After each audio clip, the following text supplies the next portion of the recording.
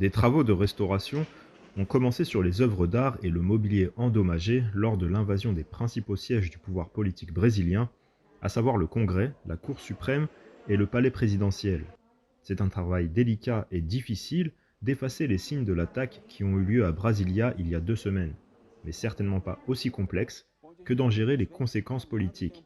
La plupart des analystes affirment que la situation a permis au président Luiz Inácio Lula da Silva de recevoir un coup de pouce, la plupart de l'établissement politique soutenant son gouvernement dans la condamnation des attaques et confirmant la reconnaissance de sa nouvelle administration. Je n'aimerais pas penser que ce qui s'est passé ici était une tentative de coup d'État. Je veux croire qu'il s'agissait d'un groupe de personnes démentes qui n'ont toujours pas compris que l'élection était terminée. Sur le plan judiciaire, le juge de la Cour suprême Alexandre de Moraes mène la riposte. Les comptes soutenant la violence ou diffusant de fausses nouvelles ont été suspendus sur les médias sociaux et l'arrestation des personnes ayant pris part aux actes ou les ayant aidés a été ordonnée. Moraes a par ailleurs émis un mandat d'arrêt contre l'ancien ministre de la Justice de Bolsonaro, Anderson Torres, qui est désormais en prison pour ses liens présumés avec les émeutiers.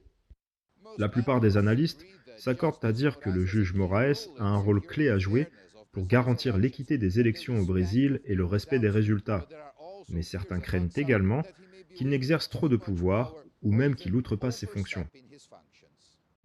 Ce professeur de politique affirme que les tribunaux, et le juge Moraes en particulier, sont confrontés au défi de statuer sur des questions nouvelles et en évolution, comme les fausses nouvelles sur Internet. Bien sûr, étant donné la nouveauté de la situation, il commettra des erreurs et des excès, mais je comprends que cela fait partie de la démocratie, cela fait partie de la justice. C'est une courbe d'apprentissage qui se déroule. Mais je comprends les critiques et je comprends que Moraes concentre beaucoup de pouvoir dans la branche judiciaire. Pendant ce temps, l'ancien président Jair Bolsonaro, qui garde le silence la plupart du temps, se trouve aux États-Unis où il s'est envolé juste avant l'investiture du président Lula, sans jamais admettre clairement sa défaite. L'atmosphère au Brésil semble désormais plus calme, mais de nombreuses incertitudes demeurent autour de la politique brésilienne.